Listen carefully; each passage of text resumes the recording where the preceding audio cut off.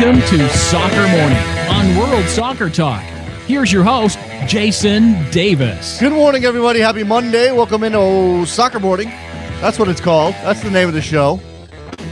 On WorldSoccerTalk.com. Happy to have you as we get underway here with a new week. All soccer talk all the time. Maybe we'll throw in a couple of anecdotes, some other stuff. Life is more than soccer, but very, very little of it is more than soccer. Big weekend to talk about here on a Monday edition. Andrew Mangan from Arsblog will join us in the next segment. Good to chat with Andrew pretty much every single time he comes on the show. In this particular case, we will preview Arsenal season. We'll talk about that Community Shield victory for the Gunners over Chelsea. We'll talk about the Wenger Mourinho spat that continues. I didn't watch any of the Community Shield. I was out running errands. It was a thing. But I get home and I flip on the television, and what do I see? I'm watching the aftermath. Like, okay, so Arsenal's won the game. Oxlade-Chamberlain scored the goal, et cetera, et cetera. Oh, look, here's Chelsea going up to get their runners-up medals. You know, they don't want them, but they have to as part of the ceremony. Here's Arsenal going up to get their winners' medals. And then they go to Mourinho, the bottom of the stairs, on the field level, as the Arsenal players are coming down. And he's shaking everyone's hand as they come by. Some of them get a little bit more dap than others. He obviously has a relationship with some players. He doesn't with others. Fine. Then Arsene Wenger comes down the stairs, proceeds to go a different direction than the rest of the team, than all of his players. And Mourinho does a little spin, and they avoid each other completely. Mourinho tosses his second-place medal into the stands after somebody threw some garbage at him. And now that's all we can talk about today, I imagine. We could spend an hour talking about Mourinho and Wenger and this ridiculous nonsense that is their non-existent relationship. So that'll be a topic of discussion with Andrew Mangan, most certainly.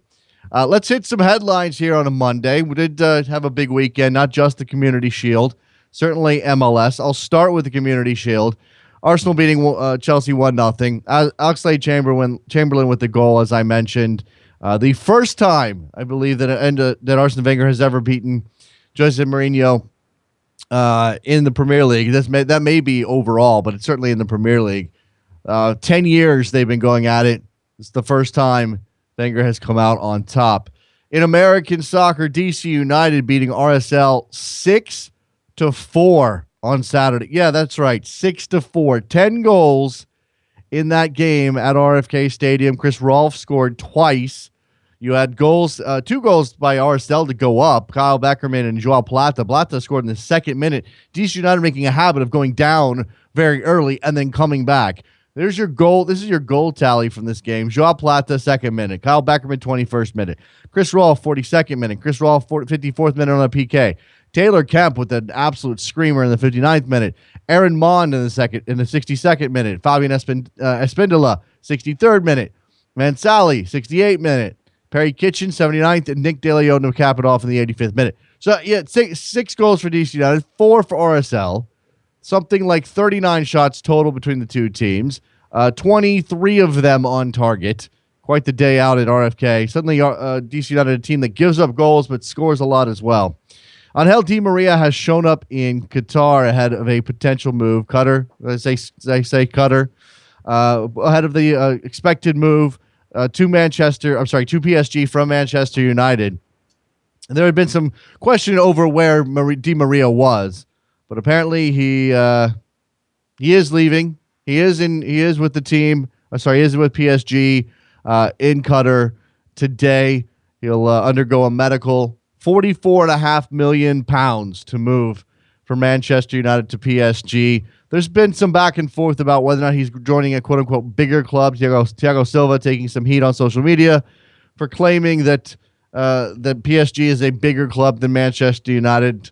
In this day and age, it's all about how much money you spend. PSG spending a lot of money. Lionel Messi has been criticized by the Human Rights Foundation for his trip to Gabon, which was a couple weeks ago. If you remember, you might have seen the pictures of Lionel Messi. He went to Gabon. He was dressed very casual when he got off the plane there. This trip was something I'm not even sure what it was about, but here's your quote. Whereas Messi claims to support children's rights and even serves as a UNICEF ambassador to promote youth education, he has endorsed a kleptocratic regime that refuses to investigate the ritual murder of children in Gabon. Messi's trip is part of the Bongo families, the Bongo family being President Ali Bongo Ondimba, who is the who the president and dictator of Gabon. Which Gabon, it says, part of the PR campaign to promote the 2017 Africa Cup of Nations, which Gabon will host, adding enormous expense. Despite the fact that the Bongo family's embezzlement has left 20% of the population to live on less than $2 a day. So not a good look for Lionel Messi, but yeah, you get wrapped up in these PR situations. I imagine sometimes these players don't know what they're getting themselves into. They're trusting their handlers.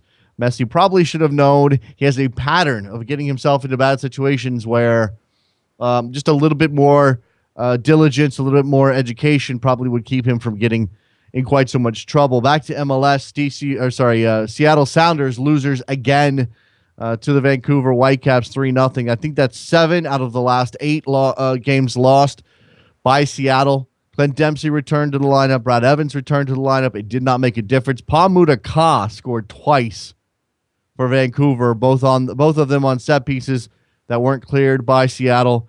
One of them a nice little volley, and the other one a back heel. So Pamuda Ka was feeling it for Vancouver on the weekend. And again, it's troubling in Seattle right now. Something is very, very broken with that team. They need to learn how to win again. And the way the standings are shaking out right now, the only reason they maintained their spot in the playoff places is because RSL lost at DC United. If RSL had managed a point, then Seattle would be in much bigger trouble here. But they've got a good team. They should be able to turn it around. We'll see what happens in the near future. Frank Lampard finally made his NYCFC debut in a loss to Montreal. So Frank came on as a substitute. It did not go well for New York City FC on the whole, however. Yeah, goals from Romero. Very good play. Piatti was excellent on the day for Montreal, and they take out the New York club 3-2. All right, let's step aside. When we come back, we will talk to our friend Andrew Mangan from Arsblog. We'll get his take on the season for Arsenal, that Community Shield victory, Mourinho and Wenger. It's Soccer Morning, WorldSoccerTalk.com. Be right back. Talking too loud, but I can't hear you calling. The first and only time the New York Red Bulls played New York City FC, the Red Bulls spanked City 3-1 at Yankee Stadium. Now it's time for a rematch as the Red Bulls play New York City this Sunday at 7 p.m. Eastern. Soccer Morning listeners, I'd like to invite you to hear my thoughts and analysis live during the game at Rabble.tv. With Rabble, the concept is simple. All you have to do is tune into the broadcast on TV, press the mute button, and head on over to Rabble.tv to listen to the broadcast on your desktop, through your iOS app, and now through your mobile browser. You can join in too by posting your questions or observations in the comments section. If you have an iPhone, install the Rabble TV app and add a comment to the broadcast message board, then listen live via the app. Or why don't you create your own broadcast? Call one of your team's games. It's easy. Sign up for free today and try it out. Will it be 2 wins in a row for the Red Bulls in the Hudson River Derby? Or can NYCFC make a difference with Pirlo in midfield? Find out this Sunday with me on Rabble.tv.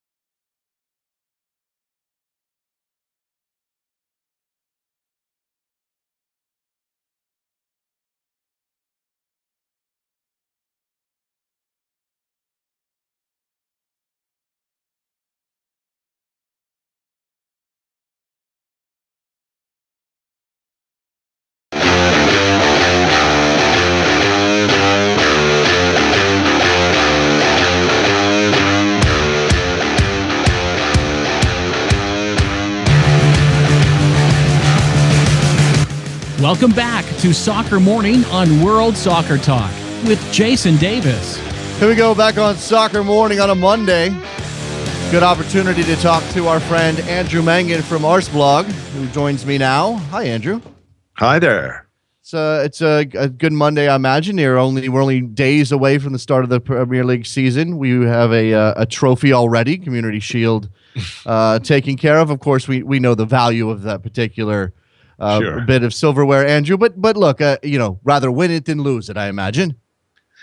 Absolutely. I think there are a number of positives you can take from it. Obviously, beating Chelsea, keeping the winning run during preseason going, keeping another clean sheet against good opposition.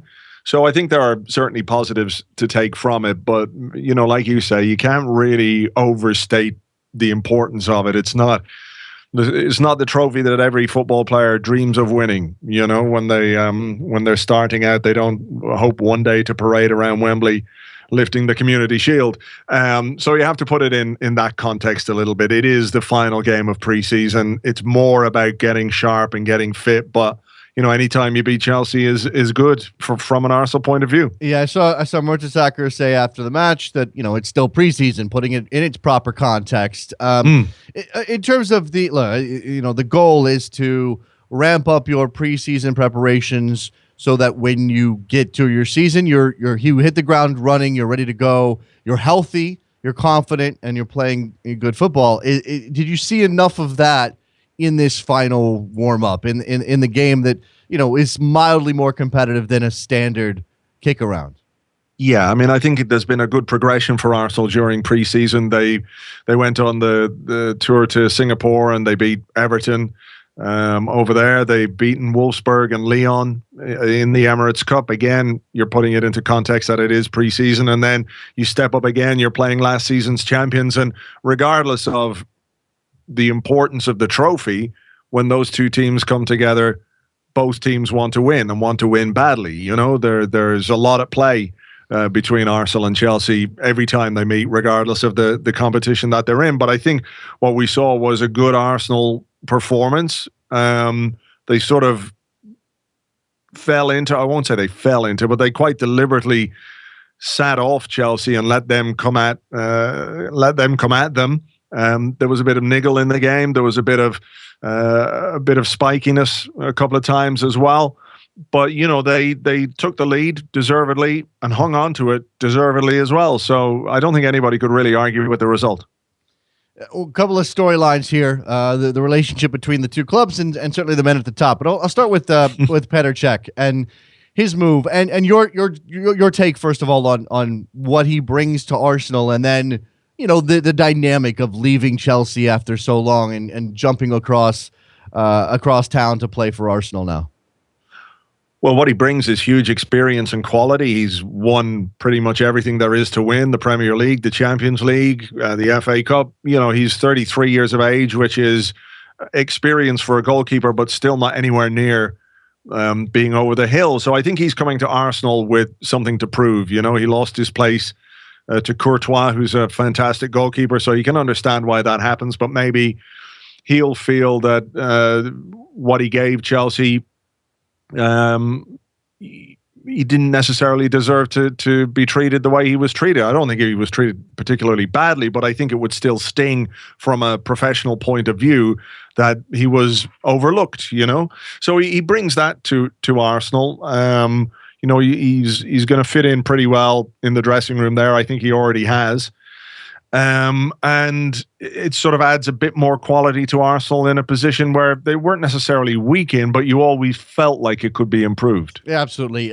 He made one big save on a free kick that was certainly important to the victory. Now, the other dynamic that is getting a lot of run, of course, is the relationship between Arsene Wenger and Jose Mourinho, or I should say the non-relationship, the animosity between these two gentlemen. It's comical now. It's farcical now, Andrew. What I witnessed and what the world witnessed, if they watched the post-match pageantry at Wembley on Sunday, was petulance at its highest, and on both of their parts. I don't think either one of them looks very good right now. I don't think it matters in the slightest. I don't understand why anybody's worried about whether Jose Mourinho and Arsene Wenger get on with each other. It's a good point. I really know, honestly, you know, I've seen so many think pieces this morning and, you know, sort of echoing those thoughts that, oh, it's petulant, they should grow up, they should behave better. Why? It's perfectly okay for two grown men not to like each other. And you know what's better than fake handshakes in front of the media and fake backslappery is both of them, and Arsene Wenger in particular, sticking to his principles in a way that he doesn't like Mourinho. And Mourinho has said things about him that were over the top and out of order. As he does with everybody. And his decision is not to shake the man's hand rather than be a hypocrite. And I think there should be more of that. Okay. This obsession with the handshake in English football is bananas. Like, really, who cares? Yeah. It doesn't reflect badly on either man as far as I'm concerned. They don't like each other. Let's just get on with it. Let's accept that, move on, and not make it a story every single time. That's okay. All right. Well, that's my feeling on it. It's complete. That is a completely defensible position and reasonable. And you're right. There are people. There are people who I don't like in the profession I'm in that I'll just avoid them. There's no point in creating. Correct. Yeah. I mean, you know, look, the hitting stuff. I mean, that's obviously crossing a line, but. The lack of a handshake is not. The lack of a handshake is a decision made on their part. I can see where you're coming from that, and maybe I don't know. There is. Go on, be devil's advocate. Go on. No, I'm not saying that. I'm not saying that there's a reason to disagree with you. I'm trying to get to why it is why it is of such interest that they choose to not shake hands or that. You know. I mean, look. I think people like it, don't they? When you very rarely see two football managers. Well, you know, Clough Revy comes to mind. You know, sure. that kind of thing, and then maybe maybe this is iconic in that way. I don't know. It could be, but I mean, I think that, you know, it makes headlines, doesn't it? Simply because of the profile of the two men and the jobs that they're in. That if they clash on the sideline at Stamford Bridge, you know, and they come together. Of course, it's a story because it's on live television, and you've got two men, having an argument. People like rubbernecking, don't they? You know, if they see a fight going on down the street, they'll keep an eye on it and go, look at those two ages. So I think from that point of view, it's the profile, the positions that they're in, but I don't think there's any mileage at all in both of them ignoring each other. Okay, all right, fair enough. You know, there's mileage in if they came together and they had another argument, make all the headlines you want. But I think from both their point of views, they've made a decision. I do not like this man.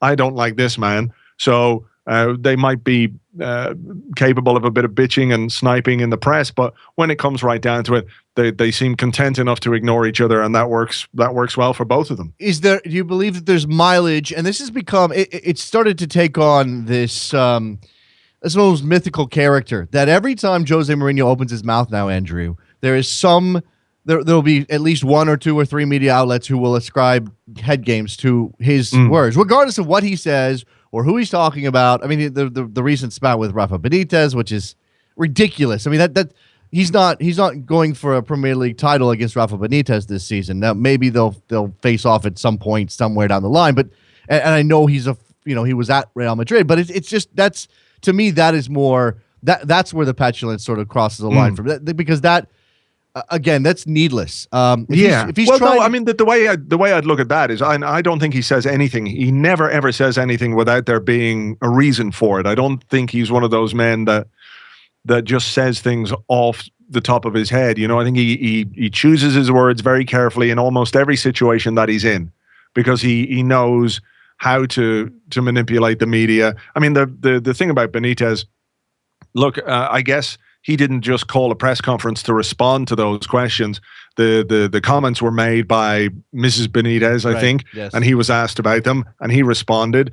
And yeah, it's a bit silly and it's a bit petulant, but look, I don't think it's the end of the world either. What sort of bothers me a little bit, not that it bothers me per se, but I find it hard sometimes that the journalists in the UK press don't challenge him more on the things that he says, okay, and the way that he says certain things.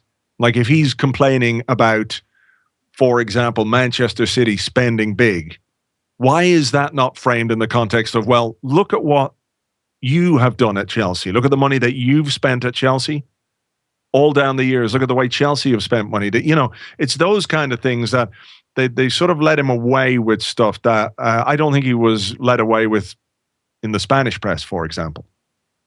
That's probably true. I mean, there does seem to be this sort of reverence and awe that pervades, that allows him free reign on that level. Yeah.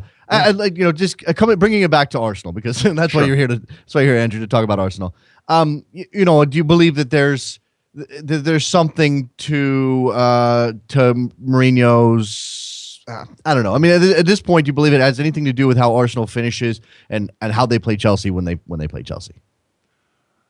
How do you mean exactly? I don't quite. The Mourinho nonsense. I mean, is Mourinho setting the stage again for more dominance over Arsenal down the line? Because he continues with again, this is a two-way street, and I respect the choice of both men not to like the other man, as you've laid out. That's a very smart take. But again, as you said, Mourinho chooses his words and I believe his actions fairly carefully. In a lot of cases, there is this belief that he is creating a scenario in which now he's in Wenger's head again for the. Okay, but what are we talking about today when it comes to Mourinho? We're talking about a handshake. We're talking about Arsene Wenger not doing something. Sure. Not something that Arsene Wenger did to Mourinho.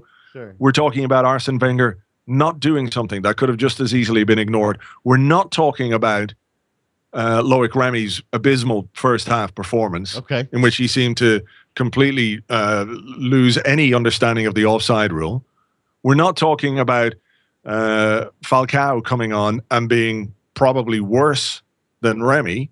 We're not talking about Chelsea being beaten. We're not talking about Arsenal winning against Chelsea. We're not talking about Alex Oxlade-Chamberlain's brilliant goal.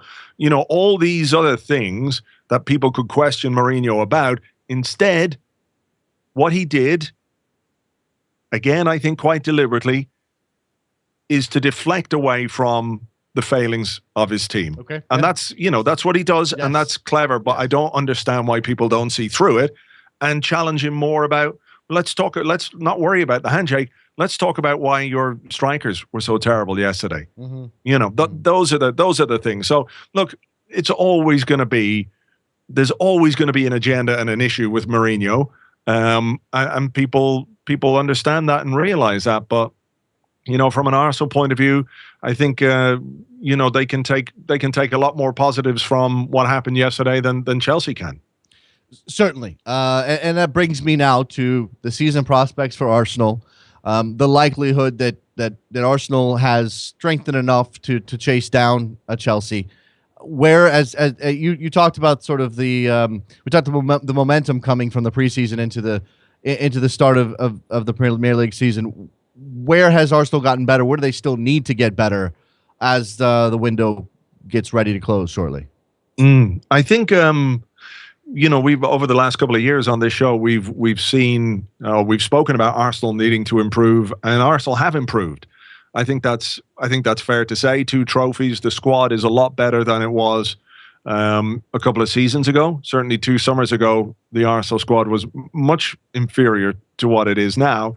And if you look yesterday, Arsenal did what they did yesterday without Alexis Sanchez. There was no Thomas Rosicky, no Callum Chambers, no David Ospina, no Jack Wilshere, no Matthew Flamini, no Danny Welbeck. They weren't even in the squad or on the bench. So we're looking at Arsenal having a far deeper squad than they've had in recent years. And I think what becomes more challenging when you've got a squad that's significantly improved is that it becomes more difficult to find players who can improve it further, which is why you're seeing Arsenal linked with somebody like Karim Benzema. A few years ago, people were saying players like Scott Parker and Christopher Samba could improve Arsenal. Right. Clearly, that's nonsense. They wouldn't have, but that was the sort of level of frustration that people had. That it was like, well, that guy could do it, and now you're looking, well, who can improve it? There's every team in the world can be improved in certain areas. I think Arsenal could probably improve in the striking position if they can find the right player or if they can get the right player. But I think the squad is as healthy as it has been for as long as I can remember. And even if you want to go back to the Invincible squad, which was I think it was a remarkable team, a fantastic team, but perhaps they didn't have quite the strength and depth in terms of the overall squad. And that, I think, is because football has changed. The demands and the physicality of football has changed, and it necessitates a bigger squad, But the number of players at Arsene Wenger's disposal is as good as it has been for a very long time. It certainly seems that way. Is there a sense that some of the things that have limited Arsenal over the past couple of seasons, mostly injury? I mean, when I think we were talking about how important Aaron Ramsey was, and then when he went injured, it slowed the momentum. It slowed down Arsenal pretty significantly. You never count on Jack Wilshere at this point. How long is Jack Wilshere going to be out? I feel so bad for the kid. I don't know.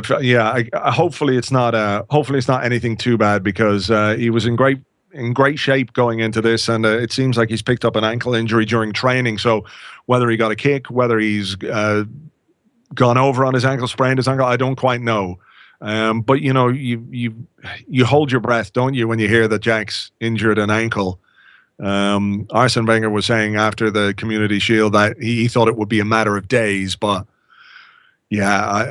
I'll wait until we hear from the medical staff before I let myself get too hopeful. Sure. Okay. So, but Jack's injury notwithstanding, there's depth here. There's real legitimate depth, and if you lose a Ramsey, you lose a Wilshere, you lose even a Sanchez, you have somebody to step in and help smooth out some of those bumps that have been Arsenal's problem. Yeah, I mean, of course, you can't have 25 players of the level of Alexis Sanchez and Mesut Ozil. It's just not possible. Real Madrid tried to do that, didn't they, with the Galacticos, and that didn't work. So you've got to trust in the depth of your squad as well, and hope that these guys, when they come in, are A, capable of playing a part, and B, they can respond to the competitive nature of the squad, because they know that maybe their chances might be a bit limited. So when they come, they've really got to take them. They've got to show that they're ready, and they've got to give the manager some headaches. He's got to have difficult decisions to make about who's going to play in each game. So you look at something like right back, and he's an experienced French international in Mathieu Debuchy, but he's playing Hector Bellerin, because Bellerin had a brilliant second half of last season. He's a really, really exciting player, but Bellerin must know that if he lets his level drop even a little bit, then Debuchy will come back into the side, and that's the environment that's being fostered at the moment, and it's a very healthy one. Yeah, it certainly can work. What is difficult for a manager, I imagine, I've never been in this position, Andrew, and I never will be, but what fascinates me is the idea of squad rotation. You're not going to play the same 11 every single time out. It's just not possible. No. But even if you could, maybe you don't want to, especially if you have this depth. You want to be able to. You have to give players a taste of first team football or first 11 football if they're going to keep up their standard. So again, how difficult do you think it will be? I mean, it's one of those problems that every manager would love to have, is I've got too many good players. But is Wenger in a position this season to manage that all the way to the goals of the club at this point, which again, Premier League title, Champions League success, et cetera, et cetera?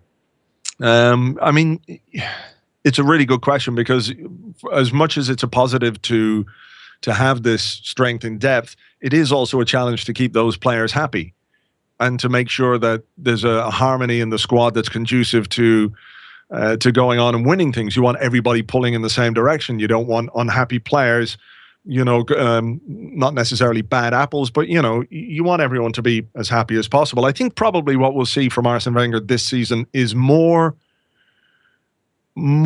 tinkering or tailoring his team to the opposition than we have in the past. Okay.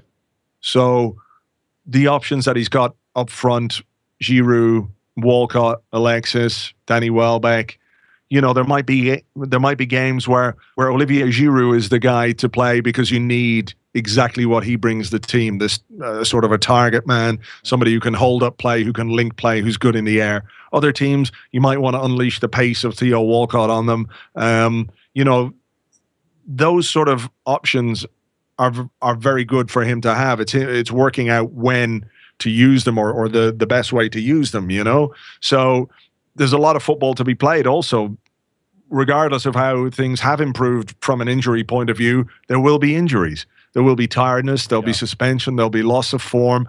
So all those things necessitate a bit of squad rotation as well. Yeah. All the competitions that Arsenal are in, the Capital One Cup, the Champions League, the FA Cup, the Premier League, there is a lot of football to play, and he's going to use his squad as well as he can, I think, to ensure that they remain fresh and they remain sharp, because it can be the small things, small margins at the very top level that set you apart from your main rivals.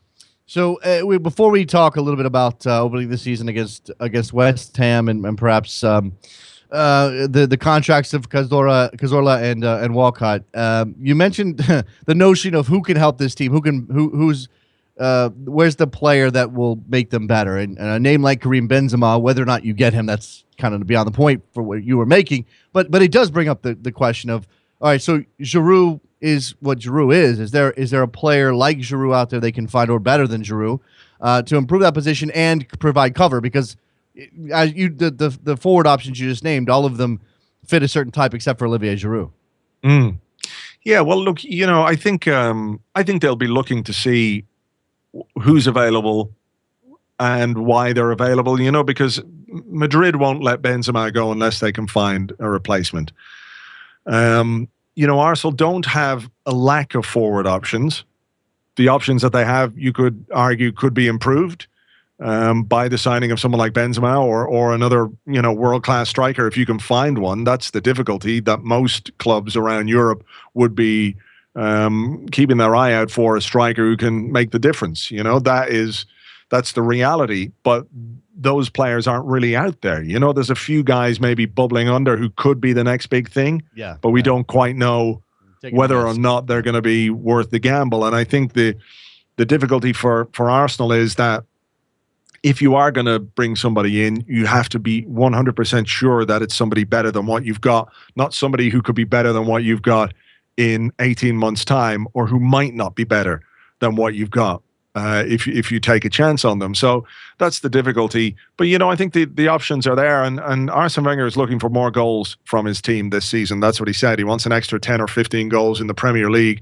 And immediately people will think, well, we've got to get a striker to get those goals. Those goals can come from elsewhere. Alex Oxlade-Chamberlain showed yesterday at Wembley that he's more than capable of scoring goals. He should be scoring more goals. Yeah. He says that himself.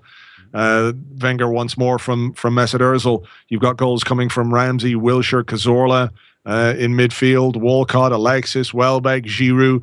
Arsenal aren't short of players who can score goals. No. So I don't think there's any huge drama if they don't find that striker. But if they do, I think they'll be prepared to do what it takes. All right, there you go.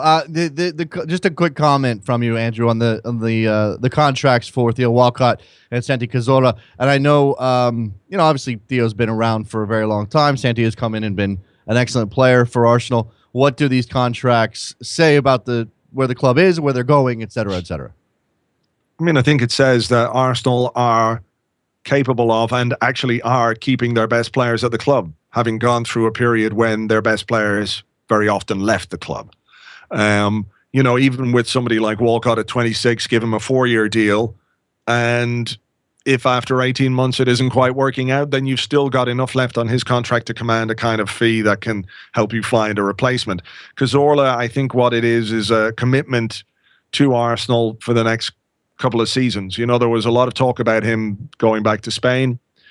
But I think having extended his deal again, this is the second extension he signed in the last about 15 months. So I think it's a reward for the performances that he put in last season and just how important he is to the Arsenal team. He's just a joy to watch. So I think it just says that the club are willing to keep their best players at the club, to maintain the squad depth, to keep it competitive.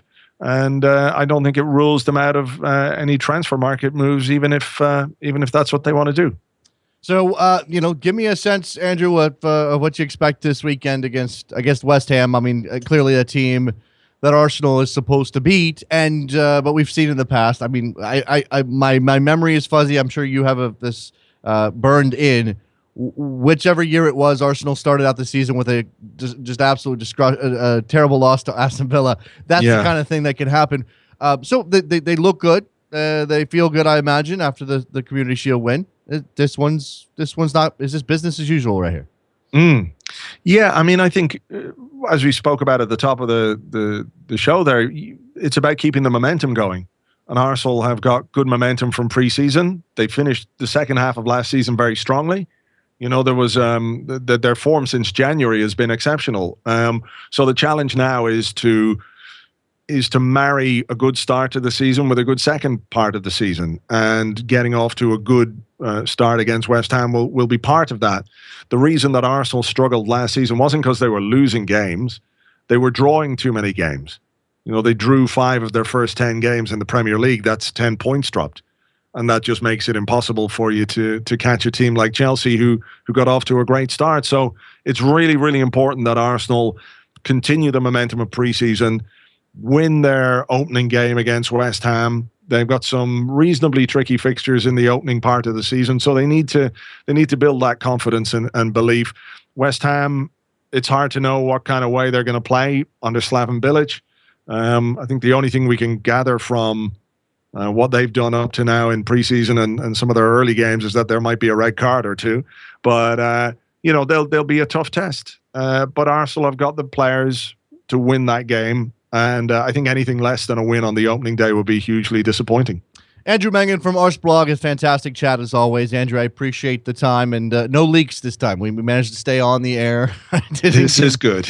No yellow water on my head. Thank you very much, Andrew. I appreciate it.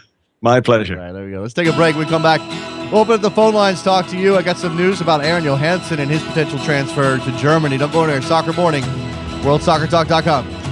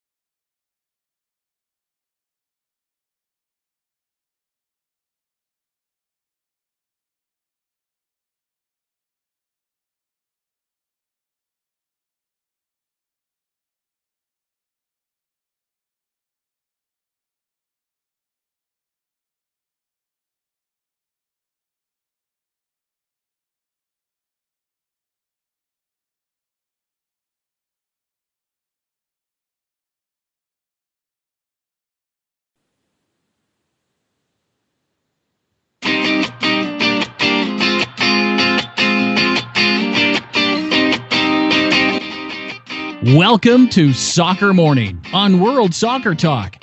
Here's your host, Jason Davis. It is so Monday around here. Man. Welcome back to Soccer Morning. WorldSoccerTalk.com. Phone lines are now open. 646-832-3909. Lingabao on Twitter. Maybe I missed it, but your thoughts on Outdoors Red and his form, club, and country of late does not bode well to me. It does not bode well. Things are not going very good for Mr. Altidore. Dropped from the Gold Cup squad after the group phase. Goes back to TFC. Actually made, I think, his first game back to TFC. Set up Sebastian Jovinko for a very nice goal. But, it's inconsistent with Josie. It's good for a little while, but then it just goes wrong. It goes sideways. And I think we're now in a position, and look, I mean, I'm not saying anything out of school here because I think the decision of Jurgen Klinsmann to send him home after the group phase is the message that we all get here is maybe Josie Altidore's not starting in that game against Mexico on October 9th. And maybe there are some questions about whether or not Josie Altidore is a fixture in this team moving into World Cup qualifying in November. Those things are on the table now, where they may not have been on the table before. Josie went to England and it was a disaster, and there were a lot of people who thought, okay, but check out the service he's getting there, and check out how poor that team is around him. And check out the fact that the leading scorer for Sunderland had 5 goals. I mean, it clearly was not a good team. But now, and look, he had some success with TFC when he first arrived. But this isn't good stuff. This is bad. And the red card against New England on the weekend just kind of adds to all of the problems that have been chasing Josie Altidore around. 646-832-3909. Keep those phone calls coming. I mentioned some news on Aaron Johannsson. I haven't talked about it yet. Aaron Johannsson on in the transfer rumor mill. Potential move to Werder Bremen in Germany. Although Bremen's first offer to AZ Alkmaar has been rejected. So we'll keep an eye on that.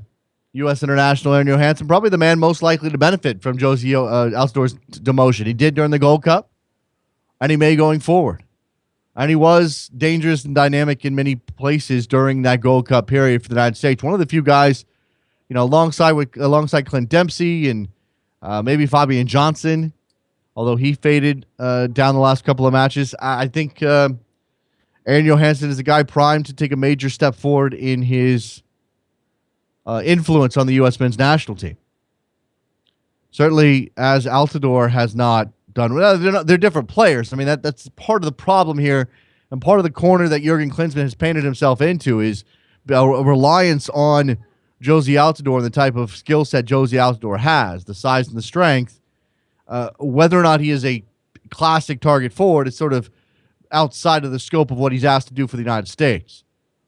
And you don't have another player like him ready to go with good experience. I mean, you could point to Terrence Boyd if you wanted to, but Terrence Boyd just got back on the field with recovery, got back on the training field with his recovery after a knee injury. So you're still looking for that player. You're still searching. This is why that's why Alan Gordon got called up.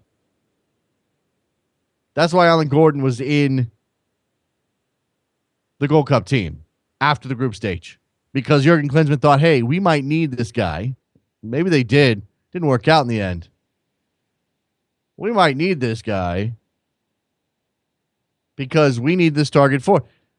Is there a better system for the United States to play? Maybe, but again, everything has this sort of ripple effect. You change something at the front of the formation with your strikers, that creates a problem in your midfield. Now you're unbalanced. Now you don't have cover. Your back line is obviously inexperienced, trying to learn. It's tough. Let's go to Roberto in Connecticut. What's up, Roberto? Hey, Jason. I know you were watching the Community Shield match yesterday, and I was as well. And with reports saying that Diego Costa is doubtful for the opener against Swansea in the Premier League, do you think Falcao gets to start, or do you think Remy will play despite his poor match yesterday? I don't have an insider's perspective on Chelsea at the moment. I I think Mourinho, I mean, he may take a chance on Falcao only because he's going to need Falcao at various points. I mean, we imagine that Falcao is going to be played in the Drogba role, right? That he's going to be sort of the alternative striker option, the guy who plays when there's injuries, the guy who steps up when somebody's going through a bad run of form. If that's the case, and you don't have Costa to start the season, why not give Falcao an opportunity? Swansea's not going to be easy, but they should beat Swansea. And if Falcao can get on the score sheet, that gives him a confidence boost, and maybe he starts paying back the value. Yeah, and he definitely looked better than Remy in the match yesterday. Yes, absolutely. I mean, I actually didn't catch a whole lot of that, but from what I hear, Remy was not very good. Yeah, of course. Just another one. Obviously, Barcelona have been doing their preseason without Messi and Neymar. And people have been complaining, the squad is so dependent. It's dependent on Messi. It's dependent on Neymar. But let me ask you this. Had Neymar even joined the squad, would the team be any different? Would they have not lost to Man United and Fiorentina? But I know it's all friendlies and everything. Who cares? Roberto, who cares? I mean... no, but people are complaining. I'm on my timeline. People are complaining. We're too dependent on Messi. We're nothing without them, or something like that. I think that I don't think it's great to be doing your preseason, the bulk of it, 90% of it, or whatever percentage we're talking about here, without those guys. Not because they can't be good when they get into the team, but because of rhythm and things like that. I mean, Barcelona is a great side, but they're not going to hit on all 8 cylinders right off the bat just because they're Barcelona. They still need a little bit of that time together.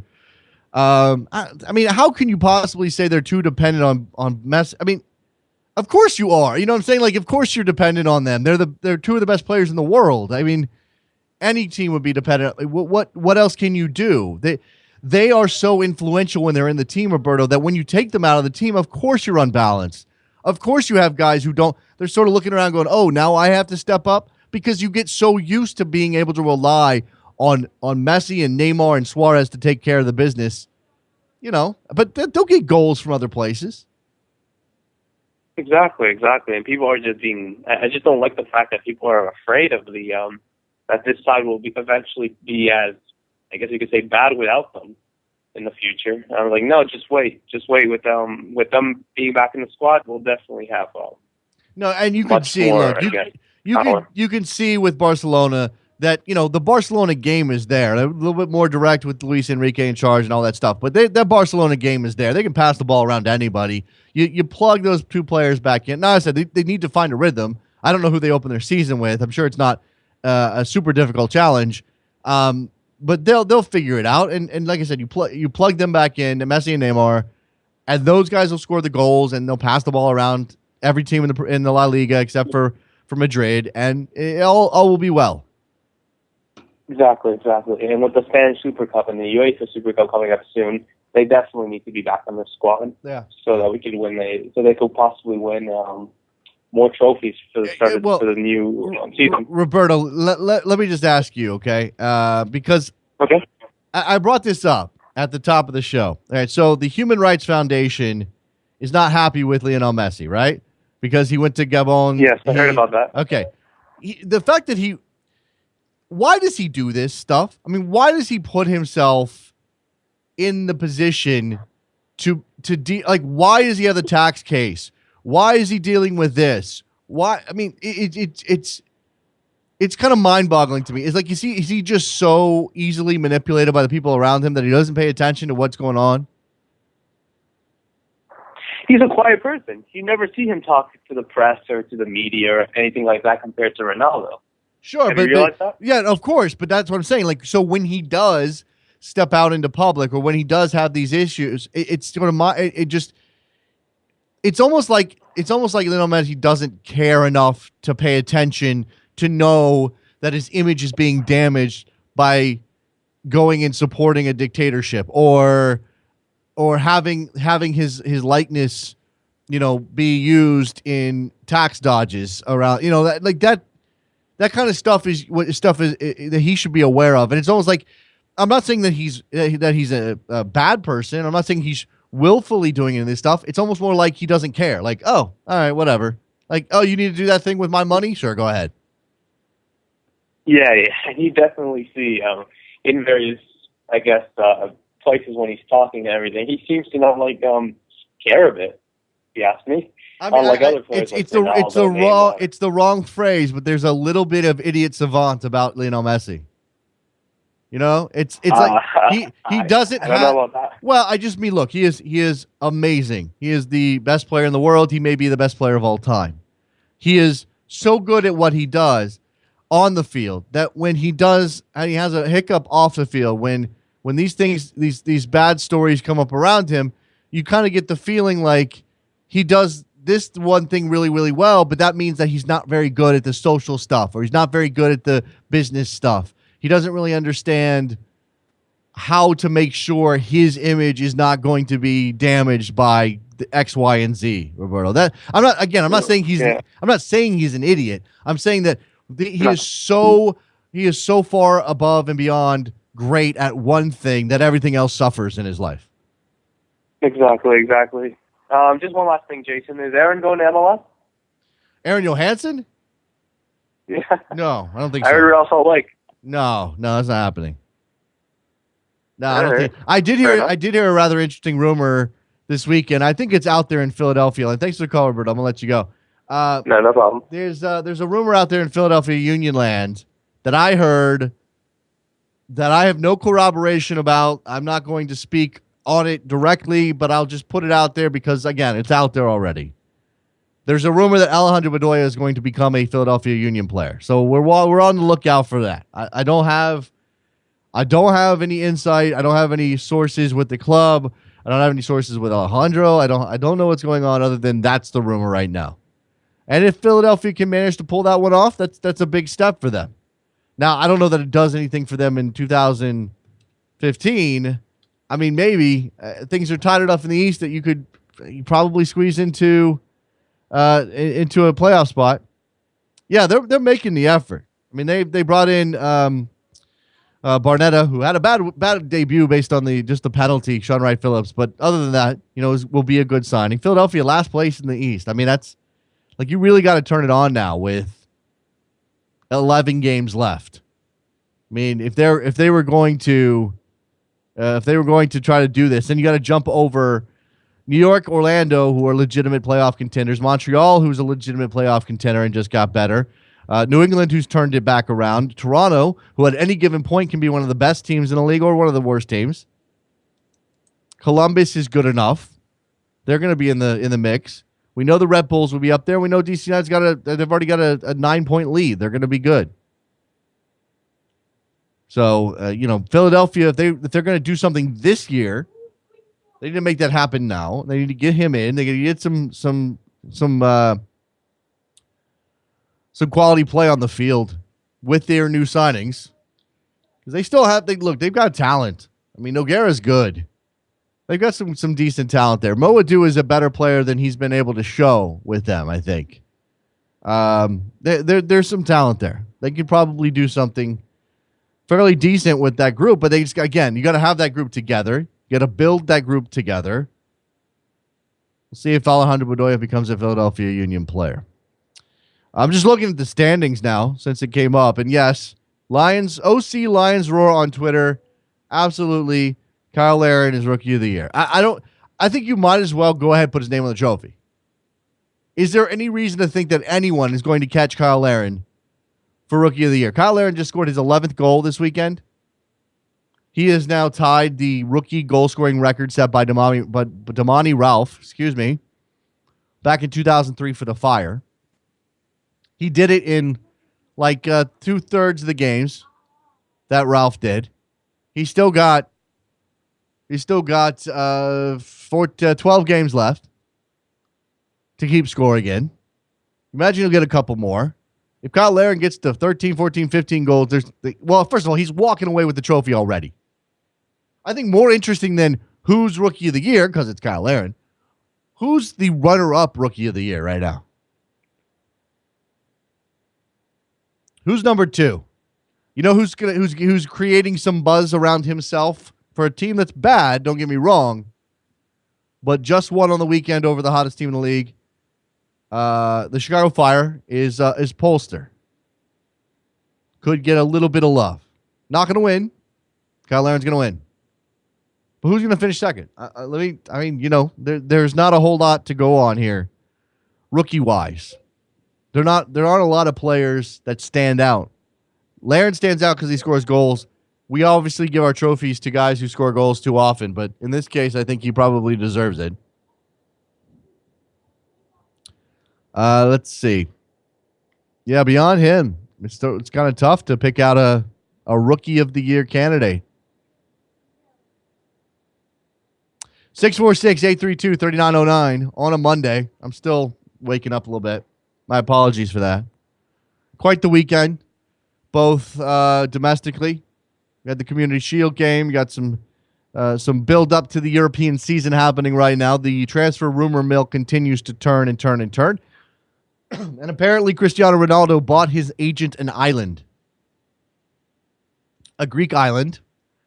And, is this a situation where they're selling off islands because it's Greece and they're in big trouble and they have no money? I'm guessing that's part of what's going on here, right?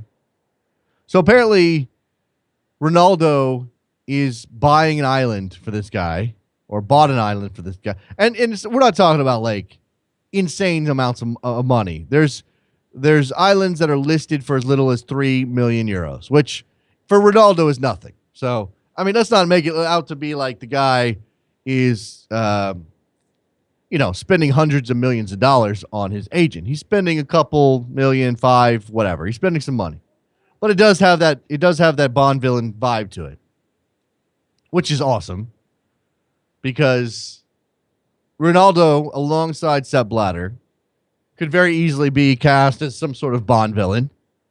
I'm not saying he's an evil guy. Don't get me wrong. I'm not saying that. I don't know Madrid fans coming at me today. Just saying that if you're gonna make a movie and Cristiano Ronaldo could act it all, maybe you make him a Bond villain because he's got this very unique look. Yeah, the tan and the physique and the whole thing. The whole thing. By the way, what else was it about the Ronaldo this weekend?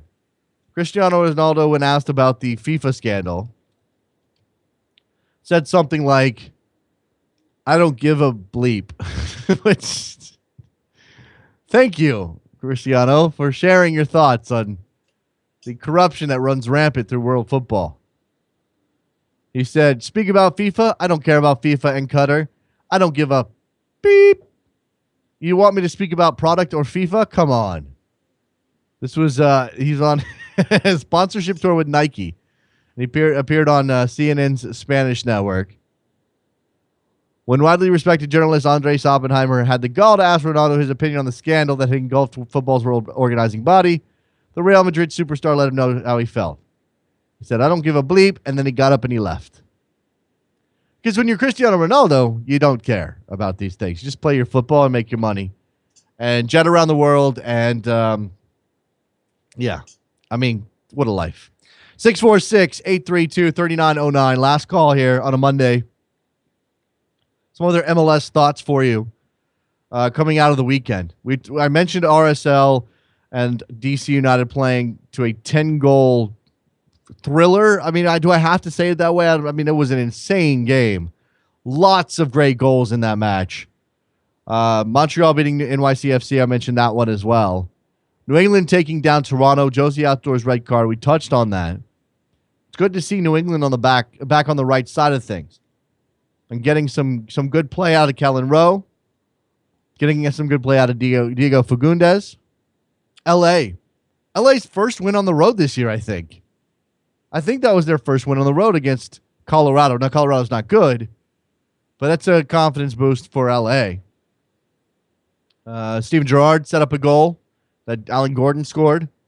You had him setting up another goal for Robbie Keane. So plenty to be positive about for LA, who last week got crushed by Houston in Houston. I mentioned Dallas losing to Chicago.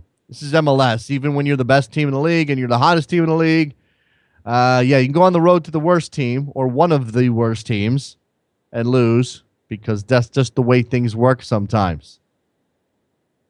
Portland and San Jose is a game I'm not even going to mention while bother talking about. No goals on the board. Orlando, sorry. Kyle Aaron's Rookie of the Year. Orlando 5, Columbus 2. Darren Sarin with a very nice goal. Higuita with a very nice goal. Good stuff from Orlando. Colin with a goal on both ends for Aurelian Colin. And I don't know. Somebody tell me what happened with Sean St. Ledger. He was unceremoniously dumped by Orlando this past week, and I don't know what the story is. Something about team rules, but what did he do? Serious breach of club policy. What does that mean? Did he get... I don't know. I can't speculate. That's probably not fair.